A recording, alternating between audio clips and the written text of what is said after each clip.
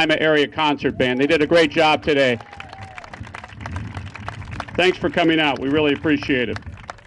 And we'll have some more thank yous later, but before we do that, we are going to remain seated, please, for an invocation by Father Ross. Father? Let us pray. Gracious God, coming together now at this spot evokes many memories of friendships once formed. We thank you for those memories, Lord. We're also grateful, Lord, for those who have made all of this possible, for their generosity in our community, and for those who continue to strive to make sure that our community becomes a strong and remains strong in so many values and virtues. We thank you for the diversity that gathers here and the unity that's formed, and out of this, the community that stands strong, which we call Lima. Bless us now and in the days ahead, Lord, with many more achievements and many great people. Amen. Thank you, Father. In the summer of 1998, I was a brand new city council president, and Mayor Berger asked me to meet with him in his office. And as we chatted about a variety of topics, he pulled out a artist rendition of a variety of things that he had hoped to achieve here in the city of Lima. And he showed me this picture of Lima Stadium with all of the houses in front torn down and the ground sculpted down so that you could see into the stadium from Bellefontaine Avenue. And I said, well, we can never do that. I mean, what are you talking about? And like all things, he explained to me how we could do it and it would take some time, et cetera, et cetera. Because of that, because of a vision that Mayor Berger had, and we'll talk about some of the other folks who helped achieve that vision, that's one of the reasons we're standing here today. So we should give a very warm round of applause to our Mayor, Dave Berger.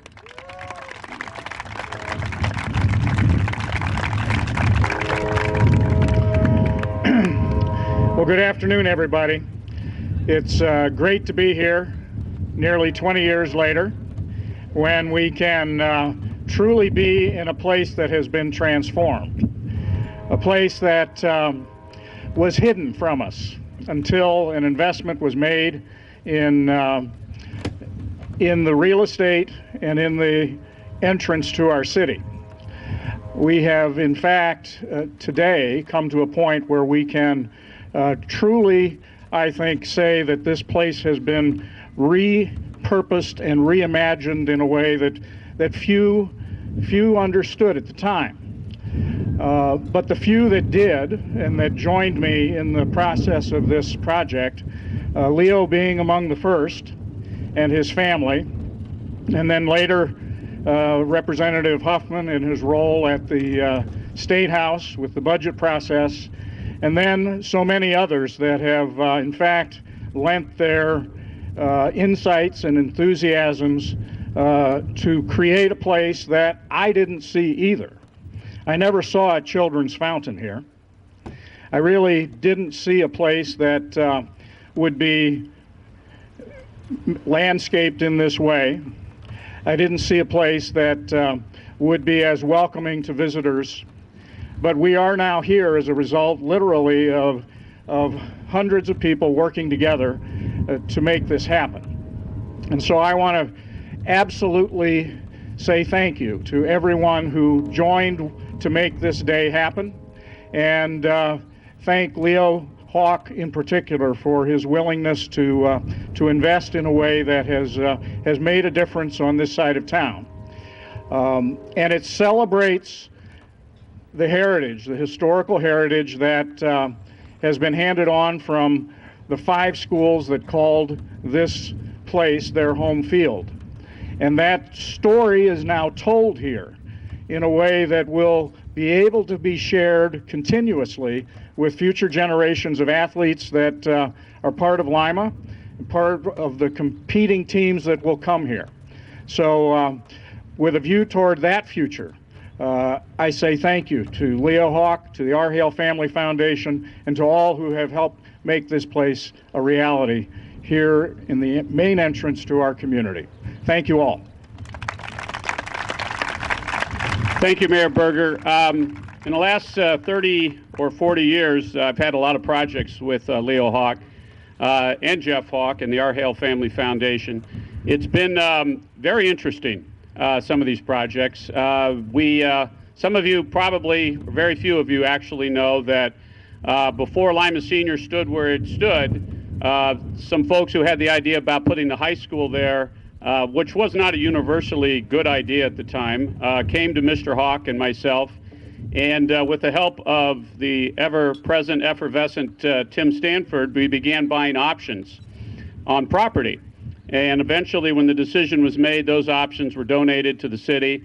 And people don't know that Leo Hawk did things like that. And of course, there are dozens of other examples that all of you may be aware. But when we started on buying these properties along here in 2004, and of course now it's 13 years later that we finished this, some of it was very interesting. And I'm not going to take very much time, but I have to tell the most interesting story.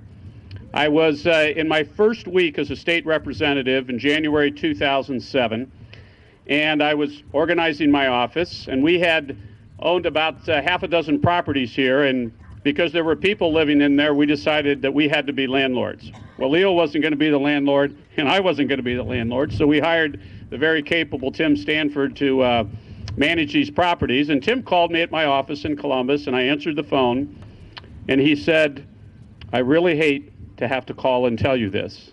And of course, the first thing that jumps to your mind is, my God, something happened to my wife or one of my kids. And I said, what's wrong? And he said, one of our houses blew up. And, you know, the first thing that hit me was, one of our houses blew up. Well, either your house blew up or my house blew up. And nothing personal, but I hope it was your house, you know? Well, in fact, it was one of these houses, had an explosion. There were people in it. And fortunately, no one was seriously hurt or barely hurt at all, actually. But I, of course, was responsible for calling Mr. Hawk and telling him that. The property manager said his duties ended there. And Leo is nothing if not a passionate person. So that was one of the most interesting, I should say, colorful conversations I've ever had with Leo. The person laughing hardest, by the way, is Mrs. Hawk right down here in front. So you probably have witnessed some of those. But obviously, we got it all done, and we continue to try and improve. We actually recently purchased a couple homes over here on Grove Street, which had been vacant, and we continue to try to add to the essence of what this park is all about. The mayor mentioned that the state of Ohio participated in this, and that was something that both Senator Faber at the time and I were able to get done as part of the capital budget, and certainly Keith deserves a great deal of credit for that also. So here to present a resolution on behalf of the state of Ohio and the General Assembly is our state representative, Bob Cupp.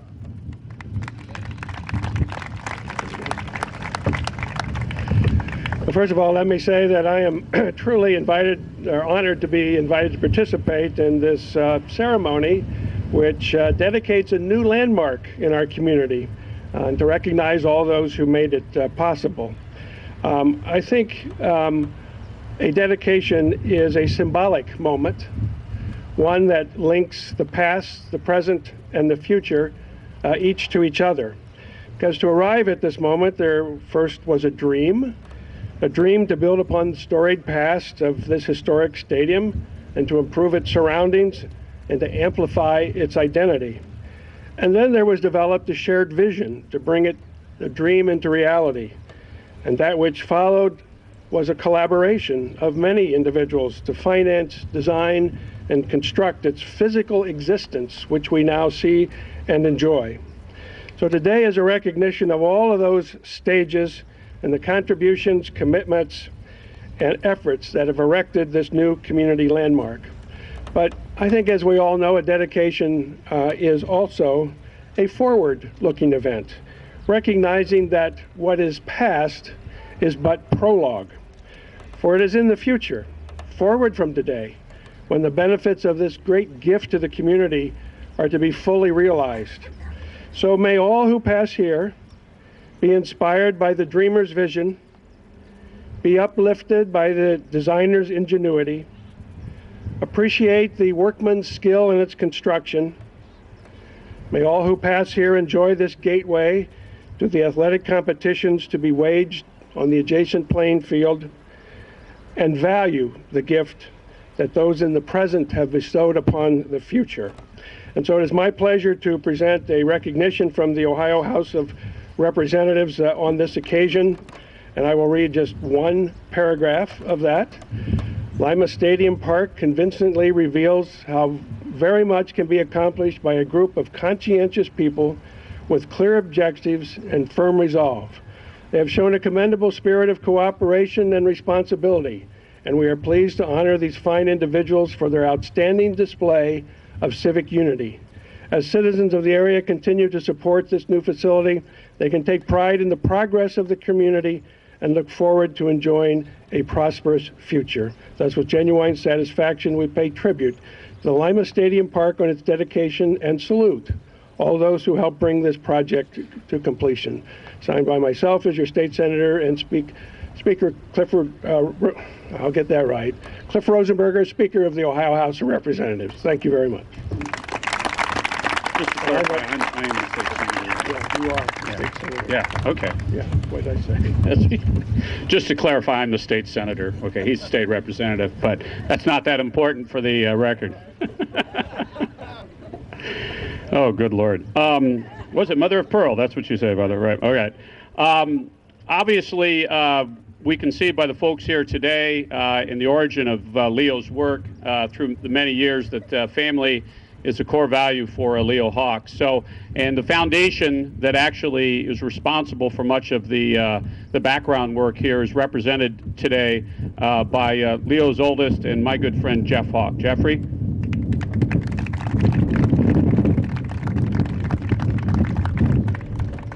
Good afternoon. I guess I'm the pivot point from the politicians to the, I guess, real people? Yeah.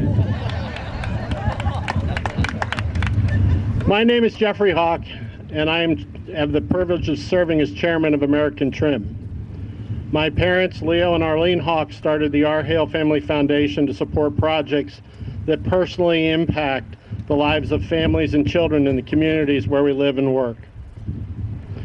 As a board member of the foundation, I'm honored to represent our family at today's celebration of the Lima Stadium Park.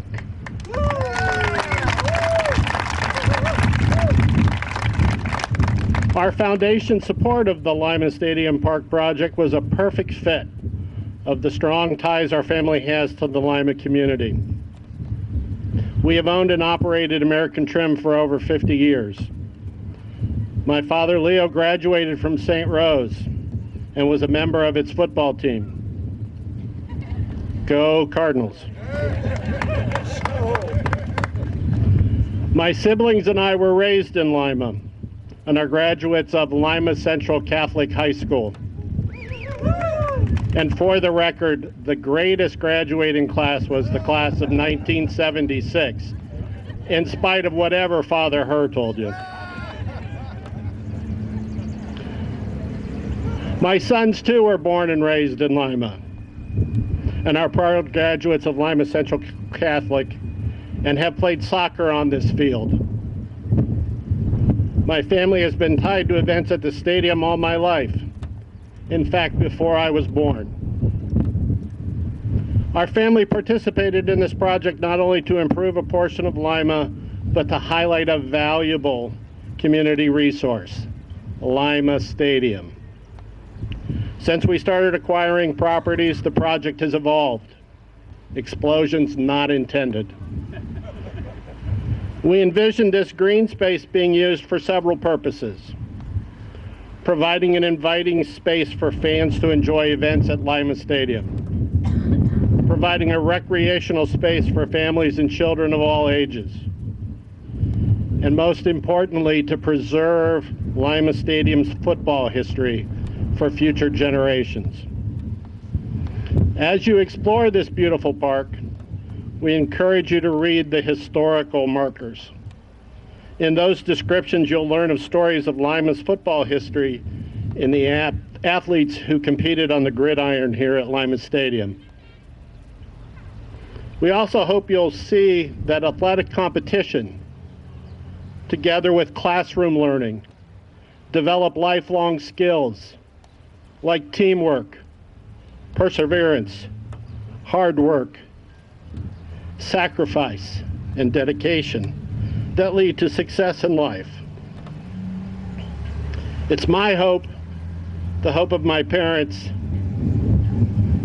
and our entire family, that Lima Stadium Park becomes a destination for today and tomorrow's generations of our Lima community. Thank you.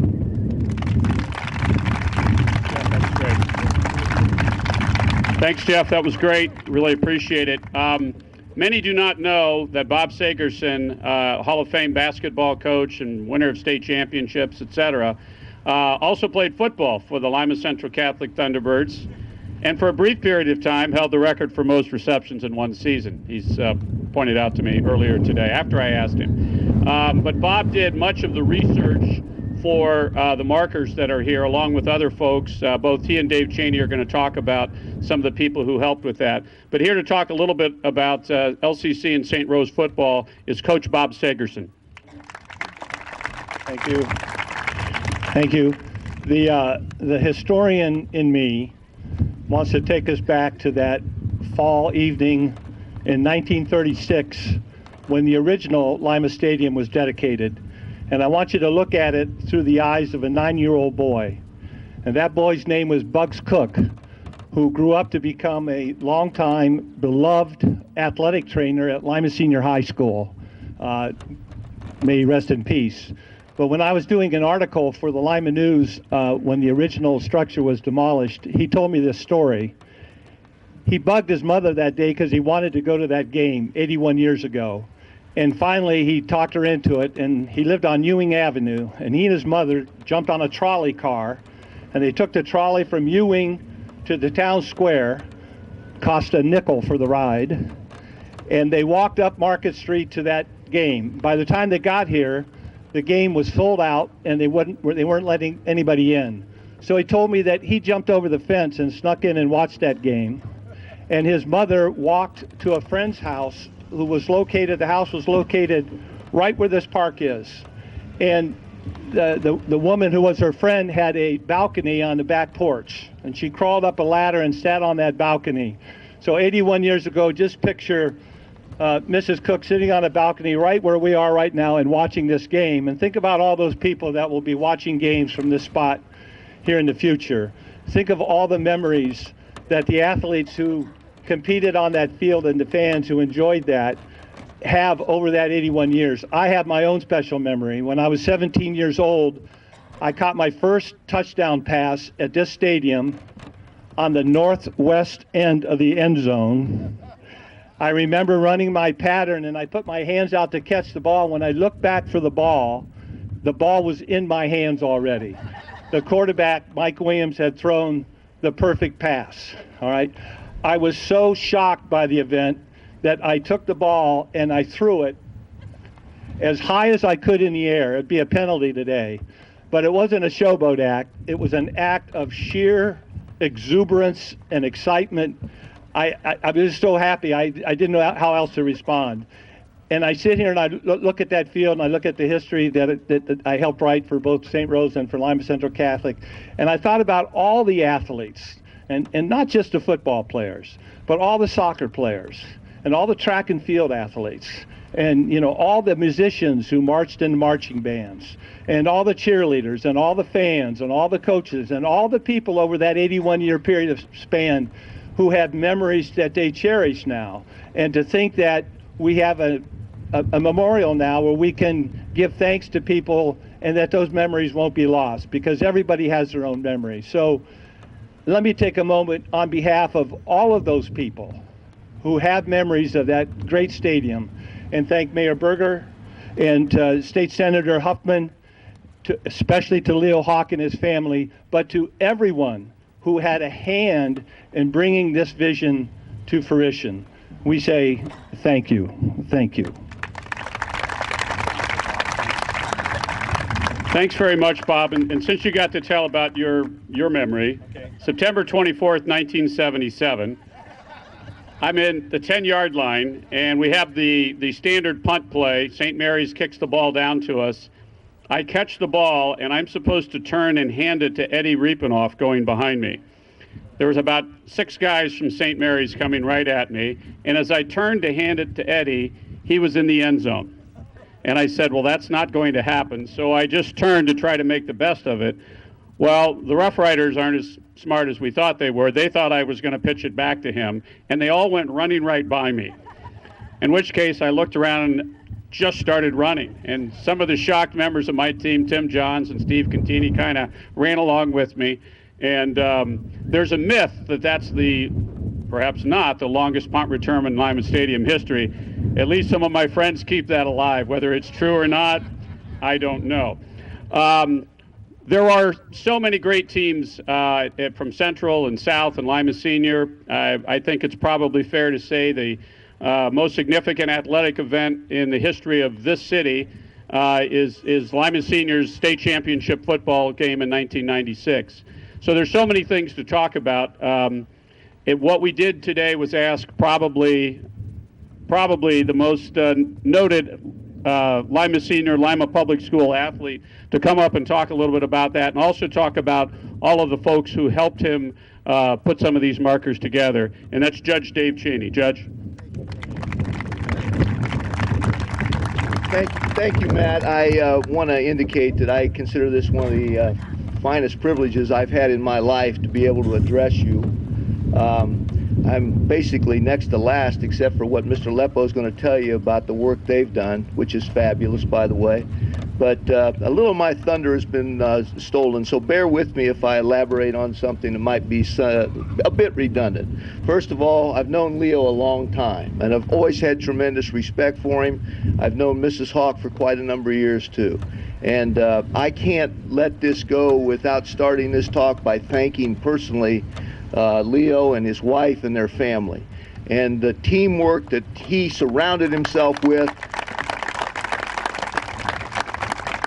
The teamwork he surrounded himself with to secure what you're standing on and hearing these talks about today is unimaginable. Unimaginable from years ago, and certainly unimaginable even a few years ago.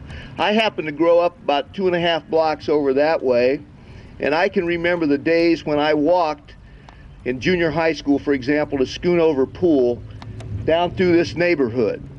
I didn't have much trouble with it, but over the next few years, it deteriorated significantly. And if someone would have told me back then, when you're 68 years old, the place is going to look like it looks like now, I'd argue with them, even though I was probably going to be outgunned, and say, it's done, it's gone, it's not going to be there. But when you drive into this city, or you drive out of this city, and you take a look at that high school, and this stadium, and this park, you can't help but be proud and be very glad to be able to say you're a citizen of the community. I deal with lawyers out of town all the time. They come in, and time again over the last 2 years, they said, what is going on in the entrance of your city? And I am proud to say exactly what it is, and I immediately reflect on Mr. Hawk and what he's done for this community in that regard. I've been asked to comment about Lima City Schools football. And let me say, by starting out, no one has thanked, to my knowledge, Diane Peterson for putting this together today. Where's Diane right now?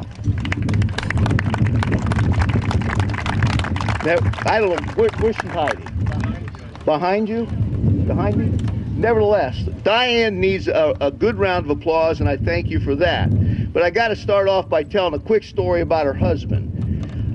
We played high school football together. Don was number 78, and I was number 76. I played linebacker, he played tackle, and I tried to stay behind him. We're playing Cleveland-Glenville in the opening game. Don makes the first tackle on defense, and they say, tackle by Cheney.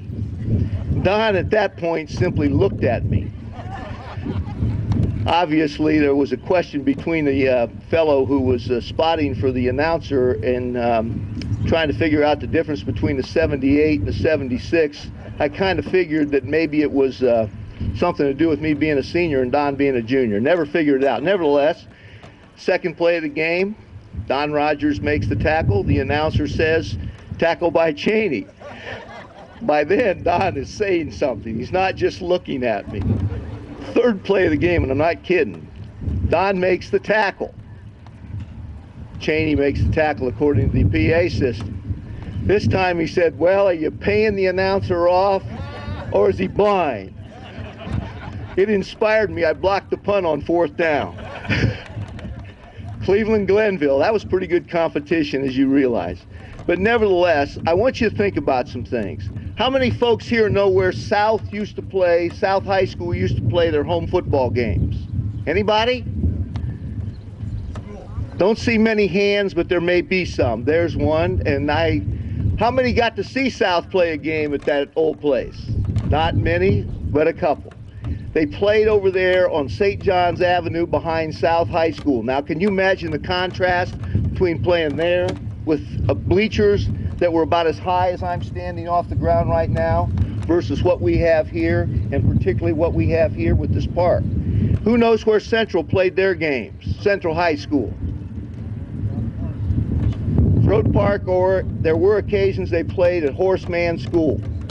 Can you imagine that? For the same reasons as what we're dealing with now with this beautiful setting and this functional setting as we have. You can't.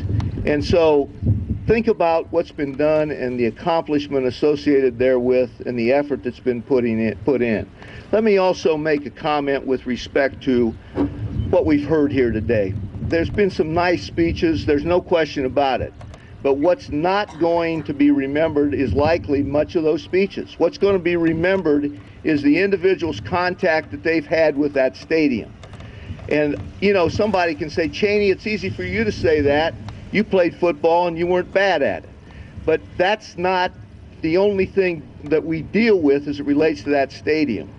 We have situations where every class from Lima Senior over the last nearly 60 years have graduated in that stadium. Those kids, those young people, they've got memories of that place. Those memories are enhanced when they start driving by here and see what you're seeing here today. Kids in the band, the same situation. A phenomenal experience they had and the things they can remember about being in the band when they were there. Even the kids in the stands. I knew a guy in the 8th grade one time, had a little girlfriend, lived over on Prospect Avenue, and he couldn't wait to go to the games on Friday night to walk that little girl home. So the long and the short of it is, the memories abound. It's not just for those of us who played football and had some success with it, whether it's individually or as a team. It's everybody that's had some affiliation with that stadium along the lines and the examples I think I've given you. And I just want to say that it's been an interesting experience to be asked to give a little talk here today. I know I haven't elaborated a good deal about the programs, but nevertheless, the Central Dragons and the South Tigers used to battle it out before most of us were thought about. And to illustrate this to some point, when I graduated from Lima Senior, the high school had been in existence for about 12 years. But when I was in junior high school, we used to play one game in the stadium, and that was the South Central game. And people have no idea about the competition that was involved in that. I thought it was interesting and recalled this morning when I was thinking about this little talk I'm giving, an illustration of what the interest would have been and what the competition would have been, and pulled this article out of the paper. 3,500 fans watched the game. A freshman football game lured 3,500 fans into this stadium. And if that doesn't tell you what South and Central was like when they were high schools, when they were doing this as junior highs, you need to pay a little more attention to things. I think it also says, for what it's worth, the bolder print, and maybe more important, Central fumbles costly as South triumphs again. Go Tigers. Thank you.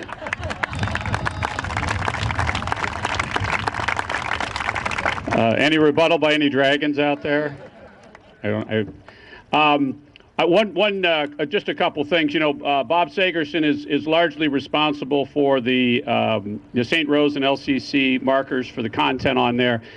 Dave helped with the markers on for Central and South and Lima Senior, but he had a lot of help, particularly from Brad Kelly, who's largely responsible, local attorney and sports icon, but some others like Patty Hardy and a variety of other folks. So all of this, again, there's a lot of people who were involved in this.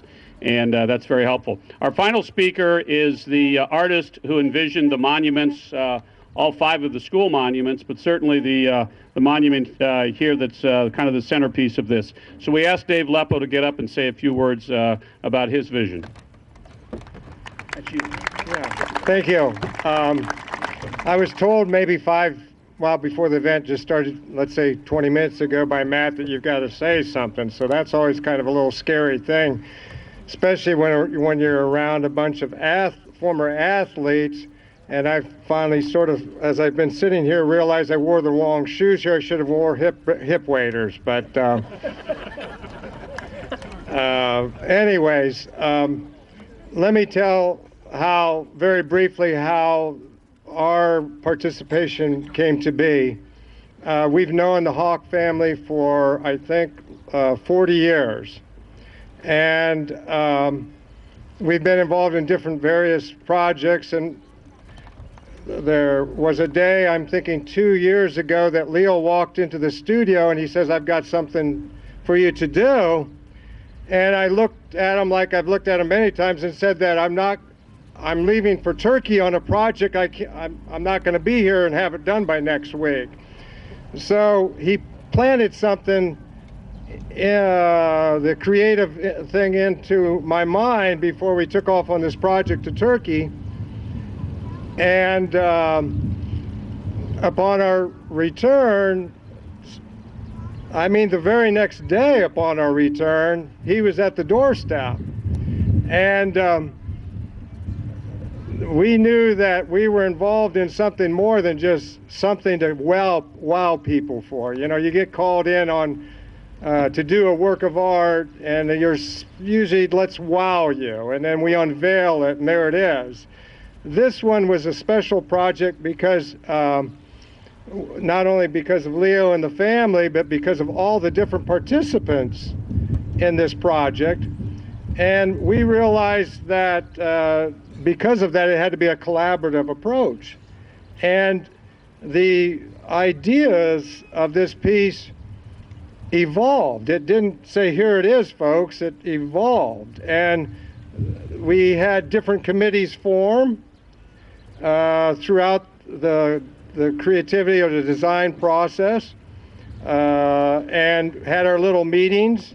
And then they went off, and Matt came out to the studio, and then we kind of chuckled because he was going to enter the creative field all of a sudden with a few words of his, "I'm going to help do this." And it gave us something to chuckle about, and said, well, I shared with Leo, I said, "Boy, does he know what he's getting into. We're going to see how good this guy is now." So he went off and he recruited all the different individuals up here and others to be a participant in what you see here. And I think personally, it's one thing to have some green space for a community, which is very important to identify with. Our task was to signature the park, and I personally think we did a very good job at it, or we did a good job at it.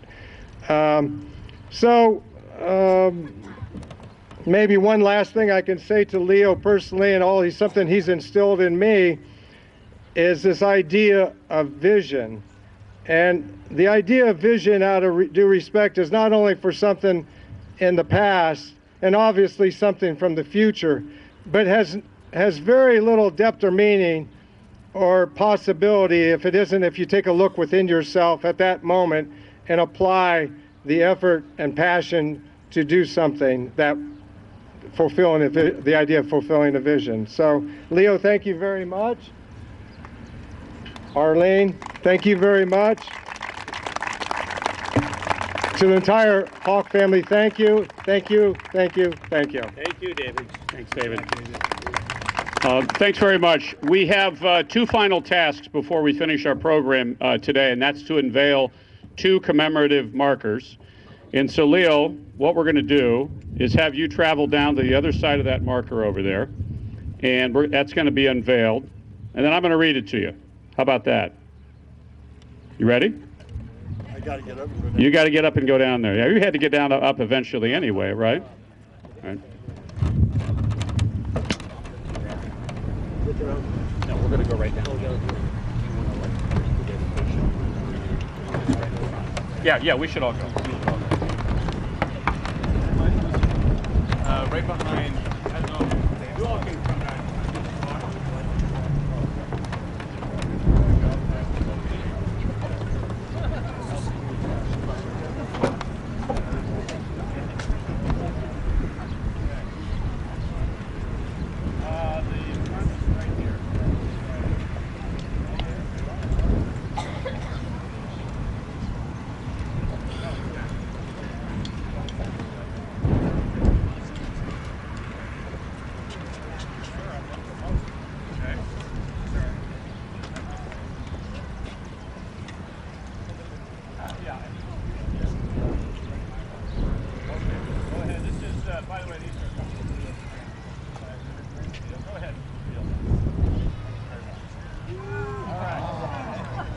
That is Leo Hawk, is a St. Rose football player.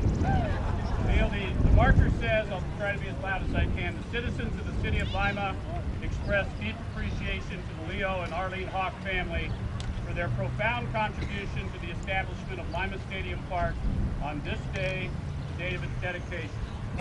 This park has been a dream of Leo Hawk for almost 20 years.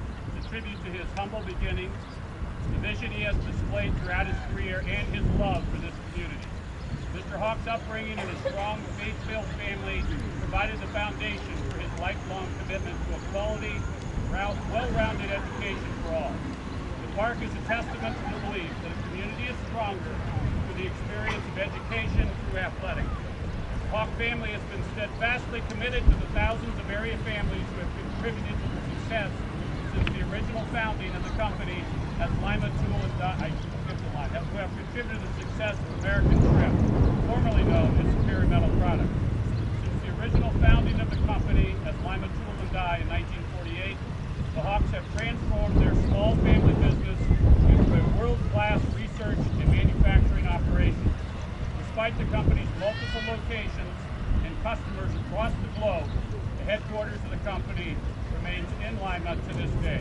May 21st, 2017.